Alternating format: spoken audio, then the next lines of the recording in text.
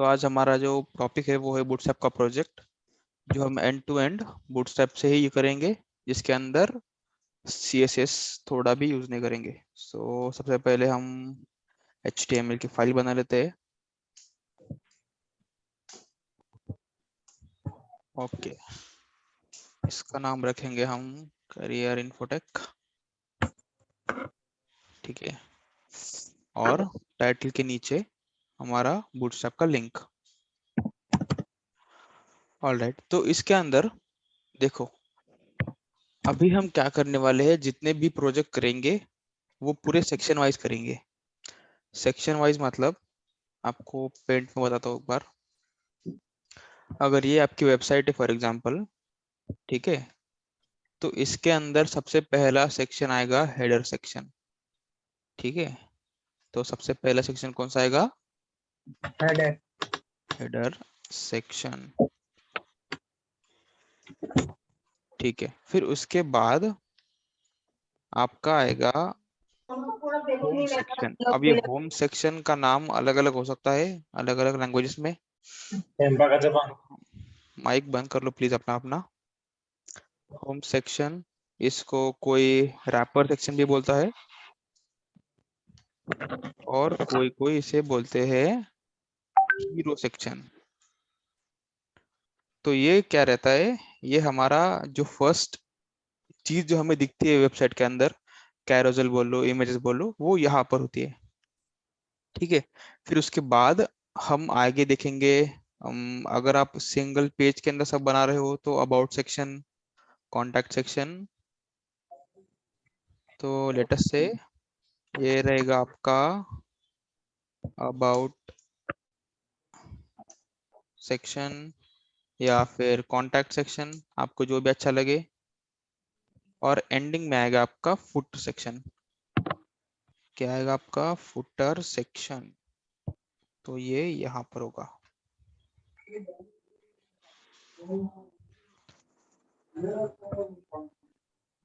ठीक है।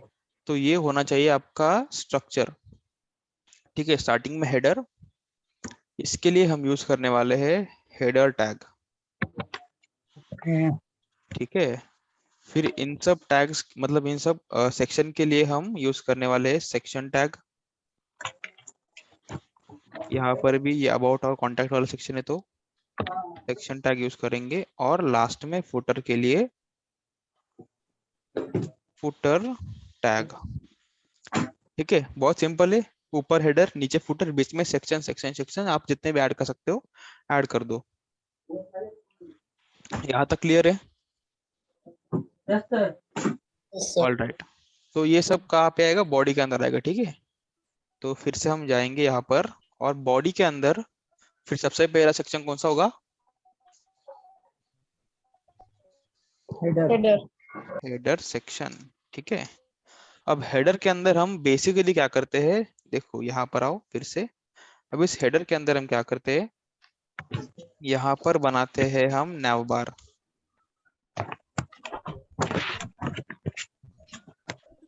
डिलीट हो जा, हाँ। तो यहाँ पर होती है हमारी नैव बार, और नैव बार के अंदर आपको पता है मोस्टली हम दो चीजें यूज करते हैं। एक होता है आपका ब्रांड का नाम या फिर लोगो, ठीक है, उसके लिए थोड़ा सा स्पेस। और फिर आपका ULLI, जो जिसके अंदर आप होम अबाउट वगैरह वगैरह ऐड कर सकते हो। तो ये होगा आपका लोगो, और ये होगा आपका एक्चुअल नेविगेशन, जिसके अंदर आप क्या यूज करते हो, होम या फिर दूसरे सेक्शंस के नाम, होम अबाउट कॉन्टैक्ट एक्सेट्रा, ऐसे, ठीक है। यहाँ तक समझ रहा है? हेडर के अंदर नेविगेशन, नेविगेशन के अंदर पहली चीज लोगो, और फिर आपकी जो लिस्ट होती है होम अबाउट कॉन्टैक्ट वाली, वो, ठीक है। तो हेडर के अंदर सबसे पहले नेविगेशन के लिए हमारे पास एक टैग अवेलेबल है जिसका नाम है nav, ठीक है। इसके अंदर हम जो भी नेविगेशन का काम करेंगे वो यहाँ पर करेंगे, ठीक है, तो nav के अंदर बेसिक होता है सबसे पहले कंटेनर div, मतलब आपका div होता है, इसको क्लास लगाते हैं हम कंटेनर। तो ये क्या करेगा, ये पूरी विड्थ ना लेते हुए, अगर मान लो ये आपका वेब पेज है इतना सा, तो वो साइड से थोड़ी थोड़ी जगह छोड़ेगा और लेटेस्ट से इतनी उसकी विड्थ होगी। ठीक है, इतनी इतनी विड्थ होगी उसकी। तो कुछ ऐसा आएगा आपका नैव बार। ठीक है, तो कंटेनर के अंदर आके हम क्या करेंगे, सबसे पहले हमें बनाना है लोगो, और वो लोगो होगा एंकर टैग के अंदर। अगर आपको उस इमेज या फिर नाम पर क्लिक करके कहीं और जाना होगा तो एज ऑफ नाउ हम क्या करेंगे, एंकर टैग के अंदर आईडी दे देंगे होम। ठीक है, आईडी इन द सेंस उसको कहाँ पर जाना है। ठीक है, और इमेज डाल देंगे उसके अंदर। तो इमेज के लिए हमारे पास अभी कुछ अवेलेबल नहीं है, एक सेकंड के अंदर मैं इमेज उसके अंदर डाल देता हूँ। ठीक है, तो टिल देन, तो ये हमारा इमेज वाला फोल्डर और उसके अंदर इमेजेस अवेलेबल है हमारे पास अभी। तो ये हमारा लोगो है, इसलिए हम क्या करेंगे, इमेज का फोल्डर, उसके अंदर करियर लोगो नाम का हमारे पास एक पीएनजी अवेलेबल है। ओके, इसको ओपन विथ लाइव सर्वर करते हैं अभी। देखो इमेज आ गया और वो कंटेनर के अंदर है। ठीक है, थोड़ी सी स्पेस उसने छोड़ दी। ओके, तो इमेज के बाद हम क्या करते हैं, इमेज के बाद हम लेते हैं एक div, जिसके अंदर क्या होता है हमारा यूएल और li। ठीक है, पर यूएल li के लिए हमारे पास इमेट अवेलेबल है, तो हम उसका यूज करेंगे यूएल के अंदर li। और कितनी बार चाहिए मुझे, फिलहाल 4 बार चाहिए, तो मैं 4 बार लेता हूँ। ठीक है, और हर एक के अंदर मुझे ए टैग भी चाहिए था, तो उसके अंदर ए टैग भी चाहिए। ऑलराइट, तो सबसे पहले यहाँ पर तो कुछ नहीं लिखते, ये हो गया होम वाला, ये अबाउट वाला, ये कॉन्टैक्ट वाला, और ये हो गया फॉर एग्जांपल। अच्छा, एक काम करते हैं, इसको कॉन्टैक्ट करते हैं, ऊपर वाले को कोडिंग करते हैं।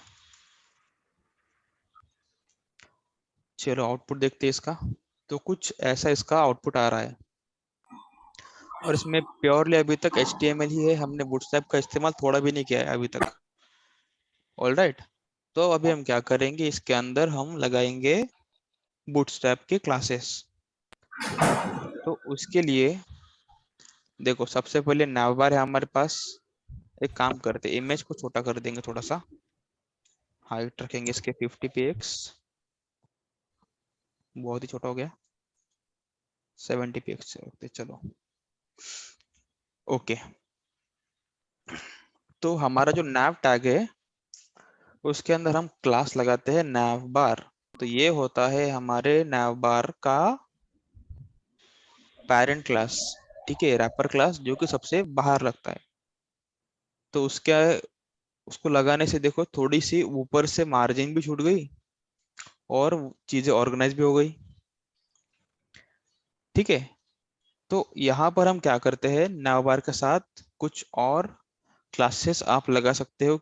अगर आपको लगता हो कि आपका ये जो navbar है ये उसका बीजी लाइट, उसको अगर हम लगा सकते हैं। देखो बीजी लाइट से क्या होगा, थोड़ा सा ये लाइट ग्रे हो रहा है इसका बैकग्राउंड। ठीक है, अगर आपको नहीं पसंद तो आप हटा सकते हो उसको। फिर अभी देखो यहाँ तक ठीक है। फिर कंटेनर के अंदर जहां पर हमने ये इमेज लगाई है, यहाँ पर एंकर टैग में हम क्लास लगाएंगे navbar ब्रांड। ठीक है, अब navbar ब्रांड से क्या होगा, वो जो लोगो है आपका उसके लिए मार्जिन पैडिंग छूट जाएगी जितनी उसको चाहिए उतना। ठीक है, ये जो क्लासेस है ये ऑलरेडी bootstrap.css नाम की एक फाइल में अवेलेबल है। तो जितने भी क्लासेस हम आज यूज करेंगे तो आप सबका CSS एक बार देख लेना, क्योंकि फिर आपको आइडिया आ जाएगा कि आप क्या यूज कर रहे हो और क्यों यूज कर रहे हो। ठीक है, और ज्यादा कुछ है नहीं इसके अंदर। ऑल्ट के अंदर हम लिख लेंगे लोगो, मैंडेटरी नहीं है, आप लिख भी सकते हो नहीं भी लिख सकते हो। अभी ये, अच्छा पहले यूएल पे आते हैं। यूएल पे हम क्लास लगाते हैं। देखो अभी दिख रहा है आपको बुलेट्स वगैरह दिख रहे हैं, dot dot dot dot. Yes sir. ठीक है, तो एक बार एक हमारे पास क्लास है नैवबार नैव नाम से। तो उससे क्या होगा, आपकी जो बुलेट्स है वो हट जाएगी। ठीक है, यहाँ तक। फिर उसके अंदर जितने भी हमारे पास एल आई है, एल आई है हमारे पास, सबके अंदर हम क्लास लगाएंगे नैवबार आइटम, सॉरी नैव आइटम नहीं, नैव आइटम ये। और हमारा एंकर टैग के अंदर हम क्लास लगाएंगे नैव लिंक। ये दोनों साथ में काम करते हैं। तो इससे क्या होगा, इससे आपके हर एक जो लिस्ट के आइटम्स है उनके अंदर मार्जिन पैडिंग छूट जाएगी। ऑलराइट, यहाँ तक क्लियर है यस सर। सबको? Yes yes sir. ठीक है, पर अभी देखो क्या हो रहा है कि ये सब लिंक जो है वो एक के नीचे एक आ रहे हैं। हमें ऐसा चाहिए क्या, हमें चाहिए सब हॉरिजॉन्टल। तो हॉरिजॉन्टल करने के लिए जो हमारा मेन क्लास, ये जो टैग है नैव टैग, इसके अंदर हमने एक क्लास लगाना है, वो है नैव बार एक्सपैंड। तो इससे क्या होगा, आपका जो नैव बार है वो एक्सपैंड हो जाएगा। अभी इसको थोड़ा सा छोटे डिवाइस पे देखते हैं। ठीक है, हम्म, तो ये हो गई आपकी लैपटॉप की स्क्रीन जितनी अभी मेरी है। अगर मैं इसको छोटा करता हूँ और वो आता है टैबलेट साइज का। ठीक है, जब वो टैबलेट साइज का होता है तो मोस्ट प्रोबेबली क्या होता है, यहाँ पर एक बटन आ जाता है और उस बटन पे क्लिक करने के बाद आपका ये जो नावबार है वो शो होता है। ठीक है, आपने कहीं देखा भी होगा। तो उसके लिए क्या करते हैं, देखो मोबाइल स्क्रीन पे कभी भी ऐसा नावबार आपको दिखता नहीं है। यहाँ पर एक बटन होता है, बटन पे क्लिक करने के बाद आपका नावबार दिख जाता है। तो वो दिखाने के लिए हमारे पास एक क्लास है। अच्छा, सबसे पहले हमें बटन चाहिए, तो बटन के लिए हमें बटन टैग लेना पड़ेगा एंकर टैग के नीचे। ओके, तो सबसे पहले बटन टैग और उसको हम क्लास लगाएंगे nav बार टॉगल। ठीक है, बस इतना सही है ये बटन। और इसके अंदर स्पैन टैग के अंदर हम एक लेंगे क्लास, वो होगा nav बार टॉगल आइकॉन। तो ये एक्चुअल उसका आइकॉन है जो हम मोबाइल स्क्रीन पे हमको दिखता है। देखो यहाँ पर एक बटन आ गया छोटा सा। ठीक है, ये बटन आ गया और इसको हमने क्लास लगाया now toggle item, icon, sorry item नहीं। पर ये कब काम करेगा, जब हमारे पास ये जो डिव है ये कोलैप्सिबल डिव होगा। कोलैप्सिबल मतलब क्लिक करने के बाद खुलेगा, एक्सपैंड होगा, क्लिक करने के बाद बंद होगा। तो हम इस डिव को क्लास लगाएंगे कोलैप्स। और जो मॉर्निंग वाले बंदे हैं उनको पता होगा कि कोलैप्स के साथ हम जब अकॉर्डियन के साथ काम कर रहे थे तो हमने अकॉर्डियन कोलैप्स लगाया था। अभी हम नैवबार के साथ काम कर रहे हैं तो हम लगाएंगे नैवबार कोलैप्स। ठीक है, कोलैप्स और नैवबार कोलैप्स। तो देखो इसको अभी कुछ फर्क नहीं पड़ेगा क्योंकि हमने अभी इस डिव का और इस बटन का कोई भी रिलेशन नहीं लगाया है। जिस किसी का कैमरा वगैरह ऑन हो तो बंद कर दो। ठीक है, फिर अभी हमें क्या करना है, इस बटन का और इस डिव का लगाना है रिलेशन। तो वो करने के लिए हमारे पास दो तीन एट्रीब्यूट्स है। सबसे पहला एट्रीब्यूट है डेटा बी एस टॉगल। ये क्या करेगा, ये आपका ये जो बटन है उसका बिहेवियर डिसाइड करेगा। बिहेवियर मतलब हमें क्या करना है, अभी अगर मैं इस बटन पे क्लिक करता हूँ तो मुझे नया बार कोलैप्स करना है, तो इसका टॉगल के अंदर वैल्यू आएगी कोलैप्स। ठीक है, इससे आउटपुट में कोई फर्क नहीं पड़ेगा।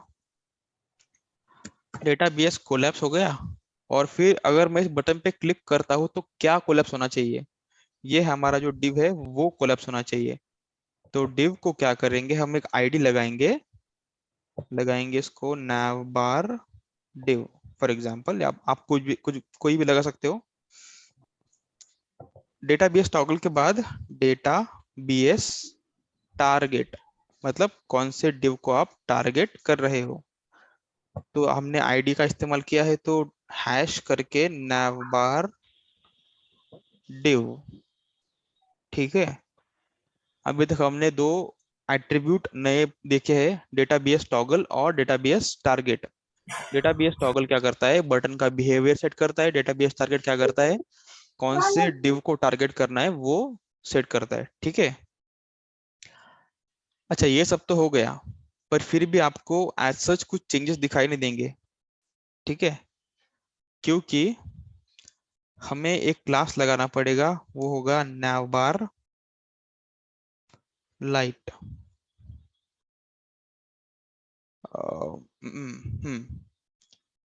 ये हम क्लास लगा देंगे, तो उससे क्या होगा, हमारा जो बटन है वो दिखने लगेगा।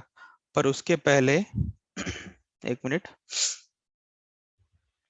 हम उसके पहले एक काम करते हैं, हाँ ये जो एक्सपैंड है उसको बस एलजी तक ही सीमित रखते हैं। मतलब जितने भी हमारे लार्ज डिवाइसेस है, बस उस उन तक ही वो एक्सपैंड होना चाहिए। जैसे ही वो लार्ज डिवाइस से कम विड्थ पर आता है, तो वो बटन दिखना चाहिए हमें। तो ये कुछ ऐसा हो रहा है, बटन दिख नहीं रहा है शायद। ओके हाँ, तो हमारा ये जो क्लास है उसका टॉगलर नाम है, टॉगल नहीं, नैवबार टॉगलर आइकॉन। ओके, तो ये कुछ ऐसा दिखेगा अभी। और डेटाबेस टारगेट में हमने क्या मिस किया, रुको रुको देखने दो। नैवबार ब्रांड वगैरह लगाया हमने, बटन लगाया नैवबार toggler. Okay, database toggle collapse और डेटाबेस टारगेट वो। ठीक है, ऐसा जिसमें दिक्कत तो कोई है नहीं। कोलैप्स और नैवबार कोलैप्स, स्पेलिंग वगैरह देख लो एक बार, किसी को कुछ दिख रहा हो तो।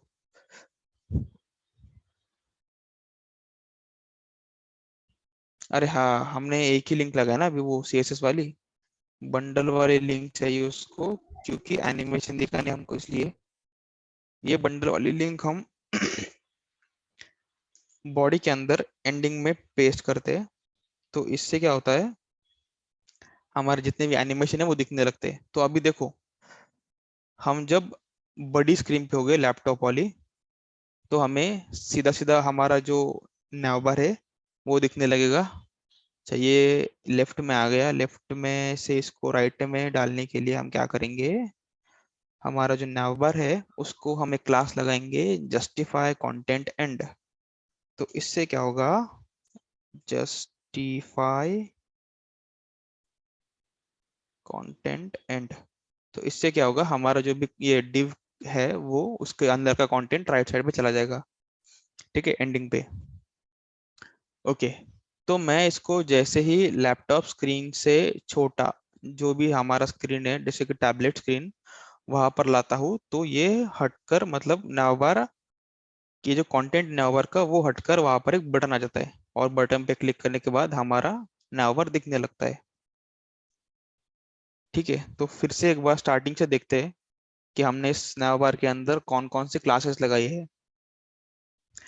सबसे पहले हमने एक टैग लिया, हेडर टैग, जो कि हम नेविगेशन के लिए यूज करते हैं। फिर नैव टैग, ठीक है, मतलब हेडर के अंदर हम नेविगेशन डालते हैं, नैव टैग नेविगेशन के लिए होता है। फिर नैव टैग के अंदर हमने क्लासेस लगाए हैं, नैवबार जो कि पेरेंट क्लास होता है नैवबार का।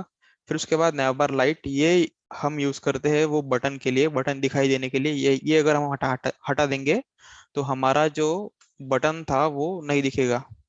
देखो, नैवबार लाइट हमने हटा दिया, बटन दिखेगा नहीं। बड़ी स्क्रीन पे हम जैसे जाएंगे तो हमारा नैवबार दिखने लगेगा। छोटी स्क्रीन मतलब मीडियम स्क्रीन या फिर उससे नीचे वाली स्क्रीन पे हम जाएंगे तो वो दिखेगा नहीं। ठीक है, तो नैवबार लाइट उसके लिए। नैवबार एक्सपैंड एलजी का मतलब है कि जब हम लार्ज स्क्रीन पर होंगे तभी वो फुल विड्थ लेगा नैवबार के लिए। जैसे ही हम मीडियम स्क्रीन या फिर उससे नीचे आते हैं तो वो एक के नीचे एक दिखेगा। ठीक है, और बीजी लाइट उसका बैकग्राउंड सेट करने के लिए उसका आप बीजी डार्क भी यूज कर सकते हो अगर आपको डार्क नाव बार चाहिए तो। पर इससे क्या होगा, आपका कंटेंट नहीं दिखेगा, फिर आपको कंटेंट के लिए टेक्स्ट लाइट यूज करना पड़ेगा यहाँ पर।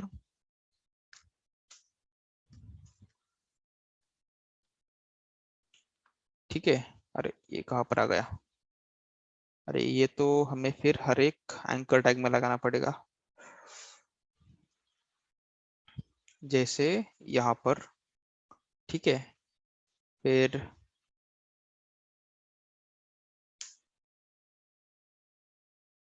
ऐसा। और अगर आपको फिर वो छोटा हो जाएगा तो बटन दिखेगा नहीं, तो बटन के लिए फिर से क्या करना पड़ेगा, नाव बार डार्क। तो अभी क्या होगा, बटन भी दिखने लगेगा। तो ये मैंडेटरी नहीं है, अगर आपको चाहिए डार्क थीम है आपके वेबसाइट की तो आप वहां पर चेंजेस कर सकते हो। ठीक है, तो मुझे लाइट ही चाहिए तो वो लाइट में ही हम लेंगे। फिर उसके बाद देखो, नैव नैव टैग का हो गया, फिर उसके अंदर कंटेनर लिया हमने, क्यों कि हमें उसकी फुल विड्थ नहीं चाहिए, यहाँ तक ही चाहिए, इसलिए सिर्फ कंटेनर, नॉट कंटेनर फ्लूइड। अब इस कंटेनर के अंदर सबसे पहली चीज है हमारी ये लोगो, हमारा ब्रांड का नाम। उसके लिए हमने ए टैग का मतलब एंकर टैग का यूज किया है क्लिकेबल बनाने के लिए। और अगर आपको इमेज नहीं सेट करनी है, कोई नाम सेट करना है, तो आप नाम भी सेट करके उसको, उस नाम को डिजाइन दे सकते हो, स्टाइल दे सकते हो। हमने अभी इस IMG टैग का इस्तेमाल किया है क्योंकि हमें इमेज चाहिए थी। फिर हाइट सेट की, वो छोटा करने के लिए ऑल्ट में लोगो डाल दिया। फिर हमें ये बटन कब दिखना है, वो हमें दिखना चाहिए जब हमारी स्क्रीन छोटी होती है, तब तक इस बटन का कोई भी काम नहीं है। और हमने स्पैन क्लास ये लगाया है, मतलब स्पैन टैग के अंदर ये जो क्लास लगाया है नाउ बार टॉगल आइकन, उससे वो आइकन आता है। ठीक है, फिर उसके बाद हमने लगाया है एक डिव, जिसको हमने आईडी दी है नाउ बार डिव।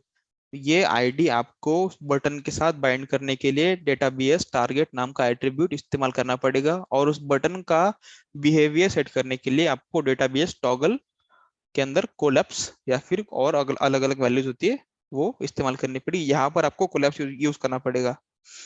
ठीक है, फिर इस div को हमने क्लासेस लगाए हैं, सबसे पहला कोलैप्स, क्योंकि वो कोलैप्स होगा। कौन से टाइप का कोलैप्स करना है, तो नैवबार टाइप का कोलैप्स करना है, इसलिए नैवबार कोलैप्स। और उस div के अंदर के जो कंटेंट है उनको अगर हमें एंड में मतलब राइट साइड में शिफ्ट करना है, जैसे फ्लोट राइट में होता है, उसके लिए जस्टिफाई कंटेंट एंड। फिर हमारे पास है एक अनऑर्डर्ड लिस्ट। अनऑर्डर्ड लिस्ट के अंदर लिस्ट आइटम्स, और हर एक लिस्ट आइटम के अंदर एक एंकर टैग। तो यूएल में हम लगाते हैं nav bar nav just to remove the bullets, ठीक है, बुलेट हटाने के लिए। फिर एल आई के अंदर हम लिखते हैं nav बार आइटम और nav बार मतलब nav आइटम। और एंकर टैग के अंदर लिखते हैं हम nav लिंक। इन दोनों से क्या होता है, जो एक एक मतलब लिस्ट आइटम के लिए और एंकर टैग दोनों के जो मार्जिन और पैडिंग लगती है, वो दोनों के लिए छूट जाएगी। ठीक है, and that is it about nav बार। तो ये आई गेस दी सिंपलेस्ट नैव बार हमने हमने अभी तक यूज किया है। अगर आपको लगता है किसी मतलब अभी देखो, इसको एक्टिव स्टेट में लाने के लिए, मतलब यहाँ पर अगर हम एक्टिव लिखते हैं तो क्या होगा, ये जो है थोड़ा सा बोल्ड हो जाएगा। तो इससे हमें समझेगा कि अभी अभी हमारा जो होम का लिंक है वो एक्टिव है। ठीक है, फिर अब बाद में अबाउट पे क्लिक करके वहां पर स्क्रॉल हो जाएगा वो, तो वैसे भी वो दिखने नहीं वाला। तो हम मोस्टली ये जो होम का हमारा लिंक होता है उसको एक्टिव देते हैं। आपकी इच्छा है, आपको नहीं देना छोड़ दो। ठीक है, फिर इसके अंदर एक और क्लास आता है जैसे कि डिसेबल्ड। मुझे अगर कोडिंग या फिर कॉन्टैक्ट वाला डिसेबल करना है तो वो भी हो जाएगा। अच्छा, उसको डिसेबल्ड है शायद। ओके, तो अभी इस पे क्लिक नहीं होगा। ठीक है, तो आप ऐसे क्लासेस का यूज कर सकते हो आपके लिंक के साथ। तो ये हुआ आपका नैवबार। इसमें किसी को कोई प्रॉब्लम है?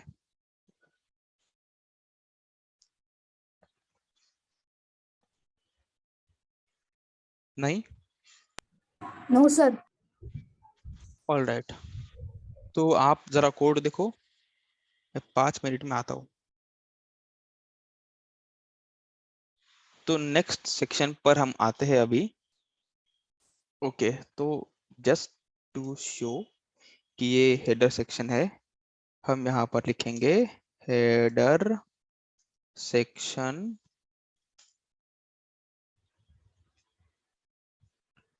ठीक है, और यहाँ पर लिखेंगे स्टार्ट,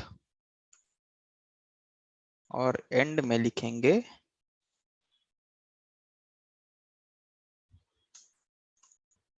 हेडर सेक्शन एंड। अब ये क्यों? ये बस समझने के लिए है कि एक सेक्शन कहाँ से स्टार्ट हुआ, कहाँ पर जाके एंड हुआ, ठीक है। अभी हम लिखेंगे हमारा नेक्स्ट वाला सेक्शन। तो ये सेक्शन होगा आपका होम सेक्शन।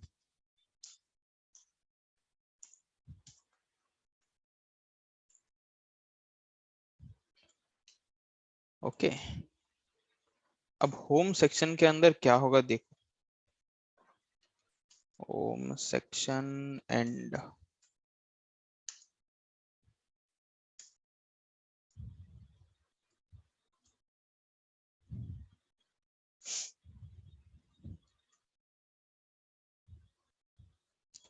ओके, तो होम सेक्शन बनाने के लिए हमारे पास एक टैग अवेलेबल है, उस टैग का नाम है सेक्शन, ठीक है।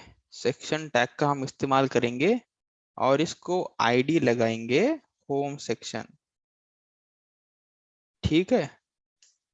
अब इस होम सेक्शन के अंदर हमें लेना है carousel. Carousel I guess morning batch का हो गया है, इवनिंग बैच का नहीं हुआ है, इवनिंग बैच का तो बुरसा भी नहीं हुआ है। ओके, तो इस कैरोसेल के अंदर देखो, मैं बताता आपको होता क्या है, ठीक है। इसको हटा देंगे। कैरोसेल के अंदर क्या होता है कि ये अगर आपका वेब पेज का हीरो सेक्शन या फिर होम सेक्शन है फॉर एग्जांपल, तो हम क्या करेंगे, इस पे मल्टीपल इमेजेस ला के रख देंगे। अगर मुझे 3 चाहिए तो 3, 4 चाहिए तो 4, आपकी मर्जी, आपको जितना चाहिए। तो मान लो मेरे पास 3 इमेजेस है, तो ये है इमेज 1, इमेज 2 और इमेज 3। हम क्या करेंगे, हर एक इमेज को उठाकर हमारे ये जो होम सेक्शन है उसके ऊपर रख देंगे, ऐसा। फिर इसको भी उठाया, इसको भी रख दिया, और इसको भी उठाया, इसको भी रख दिया। पर हम क्या करेंगे अभी, इसके ऊपर लगाएंगे एक क्लास जिसका नाम है कैरोसेल, CAROUSEL, कैरोसेल, ठीक है। तो कैरोसेल से क्या होता है, ये जो इमेजेस है ये एक के नीचे आ जाएगी और ये करेगी स्लाइड एक के बाद एक। आपने देखा भी होगा कि इमेजेस जो है वो बदलती रहती है after some point of time. Okay, तो उसके लिए देखो, वो ऑटोमेटिकली भी स्लाइड कर सकती है। अगर आपको बटन्स चाहिए तो बटन भी हम दे सकते हैं उसके ऊपर। जैसे कि मान लो अभी मैंने डायरेक्टली एरो ले लिया, एक एरो यहाँ पर आएगा और एक एरो यहाँ पर आएगा। वो एरो ऐसे नहीं दिखेंगे, पर आपको समझाने के लिए, अगर मैं इस एरो पर क्लिक करता हूँ तो इसके पहले वाली इमेज आएगी, मतलब प्रीवियस इमेज आएगी, और इस बटन पर क्लिक करता हूँ तो नेक्स्ट वाली इमेज आएगी, ठीक है। ये सब इमेजेस एक के बाद एक है। तो मैं अगर प्रीवियस प्रीवियस प्रीवियस दबाता जाऊंगा 3-4 बार, तो फिर से ये इमेज 3 ही दिखाई देने वाली मुझे। और इस बटन के साथ हमारे पास और बटन होते हैं नीचे, उसको हम बोलते हैं इंडिकेटर्स। तो वो छोटे छोटे बटन होते हैं, ठीक है। इसको हम थोड़ा सा उठाकर डाल देंगे, ऐसे। अरे वो बटन कहाँ गया? अरे यार ठीक है, जाने दो, बना लेंगे हाथ से। तो एक ये दूसरा, और ये चपटा हो गया, और ये तीसरा। तीन इमेजेस है तो तीन बटन आ गए। तो अगर हम इस पे भी क्लिक करेंगे, अब फर्स्ट पे क्लिक करेंगे तो फर्स्ट वाली इमेज दिखेगी, सेकंड पे क्लिक करेंगे तो सेकंड वाली इमेज दिखेगी, थर्ड पे क्लिक क्लिक करेंगे तो थर्ड वाली इमेज दिखेगी। ठीक है। इस पे मतलब कोई ये नहीं है कि आप तीन ही इमेज यूज करो या चार ही इमेज यूज करो, पर टेक्निकली या फिर जो प्रोफेशनल इमेज प्रोफेशनल वेबसाइट होते हैं उसके अंदर कम से कम इमेजेस का इस्तेमाल करते हैं वो, या तो तीन या फिर चार, या फिर आपको अगर लगता हो तो पांच मैक्स। ठीक है, तो हम ये करने वाले हैं अभी, इसको बोलते हैं कैरोसल। तो ये करने के लिए हमें सबसे पहले क्या लेना पड़ेगा, एक डिव लेना पड़ेगा जिसके अंदर इमेजेस भागने वाली है। तो एक हम डिव ले लेंगे, उसको क्लास लगाएंगे कैरोसेल। ठीक है, क्लास लगा लिया। और एक इम्पॉर्टेंट चीज है, हम इसी डिव को आईडी लगाएंगे। अब लेटेस्ट से मुझे आईडी लगानी है कैरोसेल पेरेंट। ये बहुत जरूरी है इसके अंदर, क्योंकि जितने भी हम ये बटन इस्तेमाल करने वाले हैं, ये प्रीवियस वाला, नेक्स्ट वाला, ये इंडिकेटर्स, सबको हम बताएंगे कि ये कौन से डिव के बच्चे हैं, मतलब इनका पेरेंट कौन है। ठीक है, इस इन पे क्लिक करने के बाद कौन से डिव के इमेजेस उनको बदलने हैं। तो हमने लगा दिया आईडी और क्लास दोनों भी। ठीक है, फिर उसके बाद क्या होगा, हमें कैरोसेल के बाद एक लगाना पड़ेगा, अच्छा वो बाद में लगाएंगे, एक क्लास होता है। ठीक है, अभी देखो पेरेंट हमने बना लिया डिव, फिर उसके अंदर हमें और एक डिव बनाना पड़ेगा जो होगा हमारा कैरोसेल इनर। अब ये क्या करता है, ये जो हमारा कैरोसेल के आइटम्स को होल्ड करने का काम करता है। ठीक है, तो उसके लिए हम लगाते हैं कैरोसेल इनर क्लास। अभी देखो हमारे पास दो हो गए, एक हो गया डिव कैरोसेल क्लास वाला, एक हो गया कैरोसेल इनर क्लास वाला। अभी हमको क्या चाहिए, इमेजेस चाहिए। ठीक है, इमेजेस के लिए हम क्या करेंगे, हर एक इमेज को एक एक डिव में ले लेंगे। तो हम ले लेंगे डॉट कैरोसेल आइटम। ठीक है, अब एक कैरोसेल आइटम वाला क्लास तो है हमारे पास, इसके अंदर लाएंगे हम img, हर एक के अंदर img टैग लगाएंगे, और हर एक img को हम क्लास लगाएंगे डिस्प्ले ब्लॉक। ठीक है, और एक क्लास लगाएंगे विड्थ, उसकी होगी 100%। अरे हमें ये एक बार नहीं चाहिए ना, ये हमें चाहिए तीन बार। तो मल्टीप्लाइड बाय 3, और ये हमने गलत जगह पर एंटर मारा। ठीक है, डिव डिव का क्लास कैरोसेल आइटम, फिर इमेज, इमेज का हम सोर्स दे देंगे अभी डिस्प्ले ब्लॉक, और विड्थ 100%। इससे क्या होगा, हमारी जो इमेज है वो पूरे विड्थ मतलब पूरे डिव को कवर कर लेगी।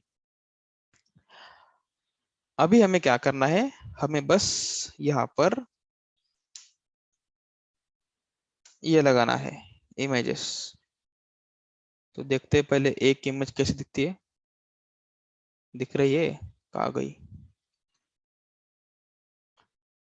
ओके ओके, सभी इमेज हम डाल देंगे एक बार, bg2 और bg3। अभी हमने क्लासेस ऑलरेडी लगा चुके हैं हम, तो इसलिए वो दिखेंगे नहीं अभी। उसके लिए हम क्या करना पड़ेगा, हमें इस्तेमाल करना पड़ेगा एक क्लास जो होता है एक्टिव। तो इससे क्या होगा, एक जो इमेज होती है स्टार्टिंग में वो एक्टिव होती है, तो मतलब जैसे पेज रिफ्रेश होता है तो वो इमेज हमें दिखने लगती है। तो हमने सिर्फ कैरोसेल क्लास लगाया तो इमेज ना स्लाइड करेगी, ना फेडिंग करेगी, या फेड आउट करेगी। तो इस क्लास के बाद, मतलब कैरोसेल क्लास के बाद हमें बताना पड़ेगा कि उसका बिहेवियर क्या है। तो हमारे कैरोसेल का बिहेवियर होगा स्लाइड, मतलब एक इमेज आएगी, वो इमेज जाएगी लेफ्ट साइड में, राइट साइड से दूसरी इमेज आएगी। ठीक है, तो ये हमारे कैरोसेल का बिहेवियर है। अब इस बिहेवियर को हम बटन लगाएंगे या फिर मतलब इंडिकेटर लगाएंगे, उससे क्या होगा, हर एक इंडिकेटर के साथ एक एक इमेज बाइंडेड हो गया हमारी। ये थोड़ा टाइम लेगा अभी, तो उससे अच्छा हम हमारे इंडिकेटर्स को इसके अंदर इंसर्ट करें।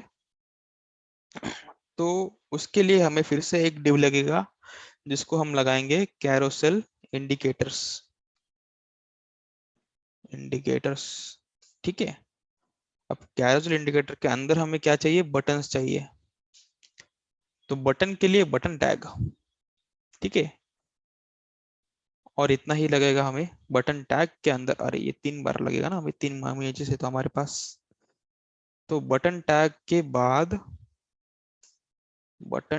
बाद हमें इस पे कुछ लगाना पड़ेगा। इस पे लगाना पड़ेगा हमें, टाइप होगा इसका बटन, ठीक है। अभी देखो, जैसे हमने ऊपर किया था, कहा क्या था, ये डेटाबेस टॉगल और डेटाबेस टारगेट, इससे हम क्या कर रहे थे, वो जो बटन का बिहेवियर और टारगेट वो सेट कर रहे थे। अब इन बटन का कुछ बिहेवियर तो नहीं होगा, पर इनका टारगेट जरूर होगा। तो उसके लिए डेटा बीएस टारगेट। अब टारगेट कौन होगा इनका, इनका होगा टारगेट उनका पेरेंट। तो जैसे मुझे क्या है, अरे हाँ, कैरोसेल पेरेंट, ये होगा इनका टारगेट। तो मैंने पहले बताया था, हर एक बटन को हमें बताना पड़ेगा कि कौन से डिव पर उनको काम करना है, ठीक है। तो ये हम काम करते हैं, हम हर एक बटन को लगा देते हैं, या फिर बाद में लगाएंगे, चलो। ये हो गया हमारा। तो हमने क्या किया, बटन के ऊपर टारगेट सेट कर दिया कि कौन से डिव के ऊपर उनको काम करना है। देखो यहाँ पर बटन आ रहा है ऑलरेडी, उसको हम एक काम करेंगे, क्लास लगाएंगे एक्टिव। तो उससे वो थोड़ा सा और वाइट हो जाएगा। अच्छा यहाँ पर नहीं दिख रहा है, कोई बात नहीं, ठीक है।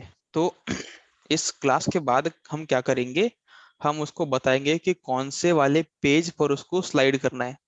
तो देखो हमारे पास 3 इमेजेस है, ठीक है। अब जैसे एरे 0 से स्टार्ट होता है, 0 1 2, तो यहाँ पर भी सेम सिस्टम है। हम एक एट्रीब्यूट का इस्तेमाल करेंगे, data data B S slide 2। इससे क्या होगा, इससे हम बताएंगे उस बटन पे क्लिक करने के बाद कौन सी इमेज पर स्लाइड करना है, ठीक है। तो हमें 0th इमेज पर स्लाइड करना है, इसलिए 0, ठीक है। और बाकी कुछ भी नहीं।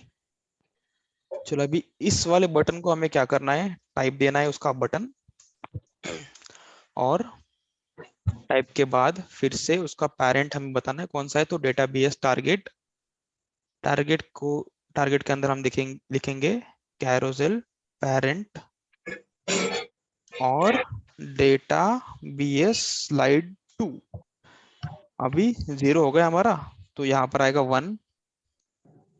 फिर नीचे लास्ट वाले बटन को, बटन टाइप बटन और डेटा बीएस टारगेट, फिर से कैरोसेल पेरेंट और डेटा बीएस स्लाइड टू 2।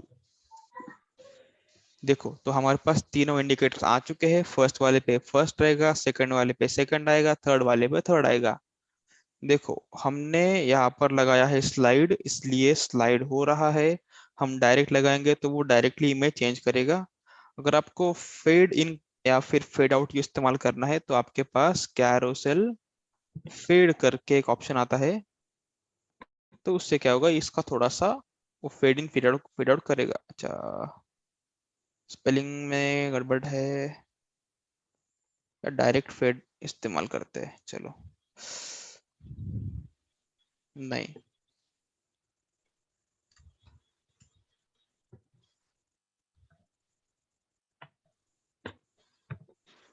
अच्छा उसका क्लास देखना पड़ेगा। तो अभी के लिए हम क्या करेंगे, स्लाइड इस्तेमाल करेंगे। तो वो फर्स्ट सेकंड और थर्ड पे स्लाइड करेगा, जैसे ही मतलब जिस भी डायरेक्शन से इमेजेस आ रही है उस इमेज पर। तो ये हो गया कैरोसेल। पर हमें क्या चाहिए, और हमें चाहिए ये प्रीवियस और नेक्स्ट वाले बटन। ठीक है, अब उसके लिए हम क्या करेंगे, फिर से हम यूज करेंगे बटन टैग को। वो हम कहाँ यूज करेंगे, ये इनर जो हमारा मतलब कैरोसेल इनर जो डिव है उसके बाद वो कहाँ पर एंड होता है, एंड होता है यहाँ पर। उसके बाद हम लेंगे बटन। ये बटन का इस्तेमाल करेंगे हम 2 बार। ठीक है, तो 2 बटन आ गए हमारे पास। चलो, इस बटन के अंदर देखो टाइप इसका भी बटन ही है, टाइप इस वाले बटन का भी बटन ही है। ओ, टाइप बटन। ठीक है, तो अभी हम क्या करेंगे, इस पे हम लगाएंगे क्लास। उस क्लास का नाम होगा कैरोसेल। देखो, कंट्रोल और प्रीवियस के लिए प्रेव। तो इससे क्या होगा, हमारे पास एक बटन आ जाएगा। देखो यहाँ पर छोटा बटन दिख रहा है, वो अभी इमेज के ऊपर आने के लिए हम क्या करेंगे, हम लगाएंगे यहाँ पर स्पैन। स्पैन के अंदर होगा क्लास, क्लास होगा कैरोसेल, कंट्रोल, प्रीवियस है तो प्रीवियस, और icon.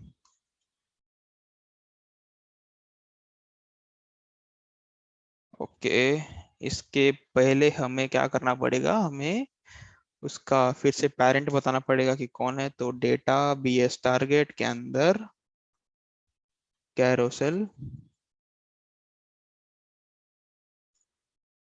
CL carousel parent. Okay, तो इसके बाद देखो पेरेंट तो हमने बता दिया इसका कौन है। फिर हमें वो भी बताना पड़ेगा कि स्लाइड किस पे करना है। तो डेटा बीएस स्लाइड करके हमारे पास है, स्लाइड 2 नहीं है अभी ये, सिर्फ डेटा बीएस स्लाइड और प्रीवियस के लिए प्रीवियस मतलब प्रेव। बस इतना करेंगे तो उसको ऊपर आ जाना चाहिए। ये पता नहीं क्यों वो नहीं आ रहा है। हाँ, काम तो कर रहा है मतलब 1 नंबर। स्पेलिंग में कहीं पर गड़बड़ है शायद।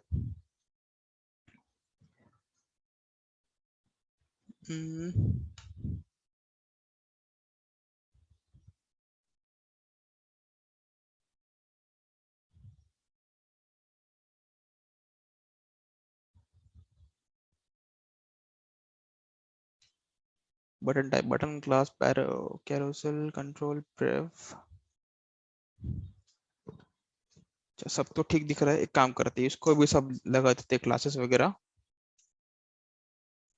कैरोसेल, कंट्रोल, नेक्स्ट है तो नेक्स्ट, फिर डेटा बीएस टारगेट और हैश करके कैरोसेल पेरेंट, ये और हाँ पेरेंट, और डेटा बीएस स्लाइड, सिर्फ स्लाइड, और नेक्स्ट पे साइड करना है तो नेक्स्ट। फिर अंदर आएगा स्पैन टैग। स्पैन के अंदर क्लास लगाएंगे कैरोसेल, कंट्रोल, नेक्स्ट, और उसका आइकन। ओके, तो दोनों हमने एक साथ ले लिए, तो उसने दोनों का भी, ये देखो आइकन दिख रहा है छोटा सा। ये बड़ा होगा कि नहीं पता नहीं, जूम करके ट्राई करता हूँ मैं। नहीं, वो जूम भी नहीं हो रहा। हाँ, हो गया हो गया हो गया। ये देखो, यहाँ पर दिख रहा है बटन। अगर देखो मैं यहाँ पर नेक्स्ट की जगह प्रीवियस लिखता हूँ मतलब प्रेव, तो बटन का मतलब डायरेक्शन बदल जाएगा, पर काम वो बराबर करेगा। तो इसलिए क्या करो, नेक्स्ट के लिए नेक्स्ट और प्रीवियस के लिए प्रीवियस आइकन यूज करो।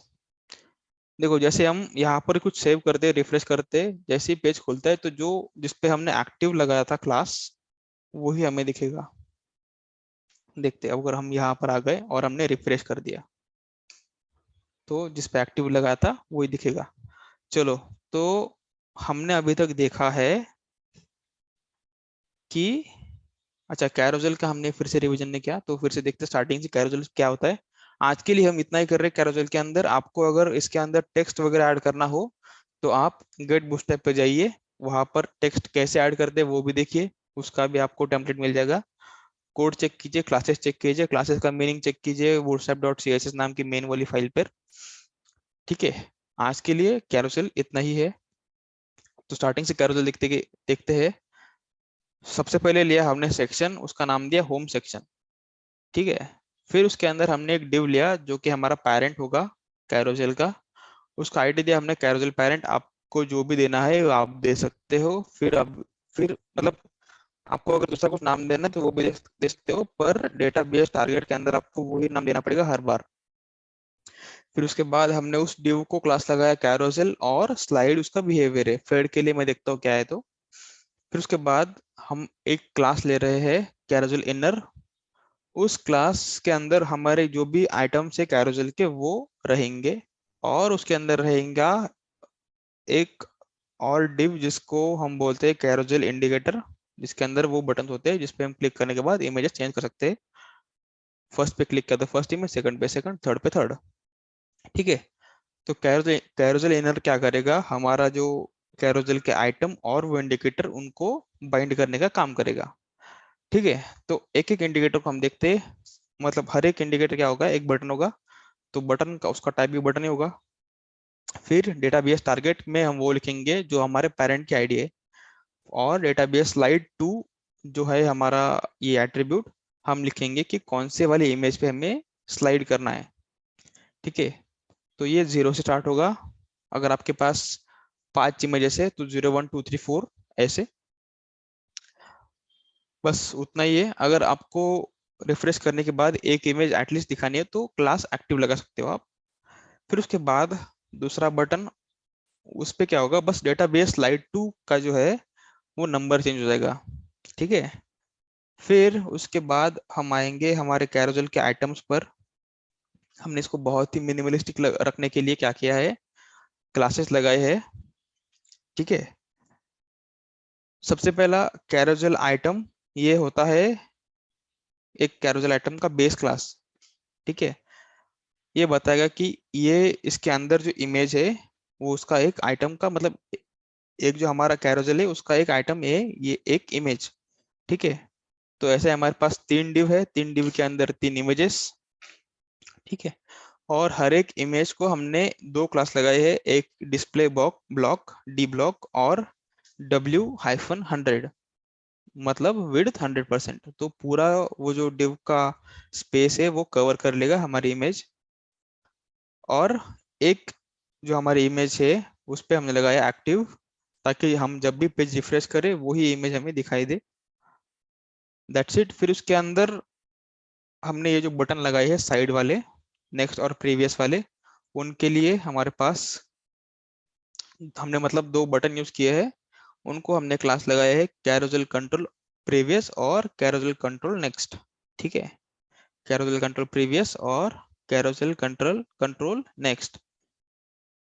अभी हर एक बटन पर हमने क्या किया है, फिर से डेटाबेस टारगेट एट्रीब्यूट का इस्तेमाल कर कर उनके पेरेंट का जो भी आईडी है वो हमने डाल दिया।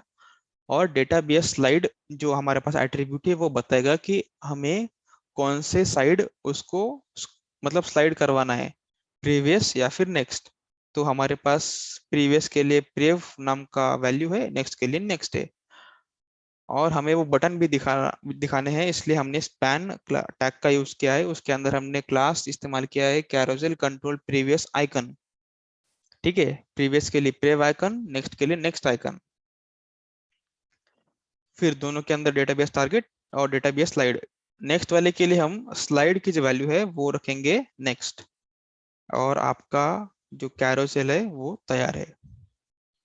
ठीक है, तो आज के लेक्चर में बस नेविगेशन बार मतलब नैव बार और कैरोसेल, इतना ही है बस।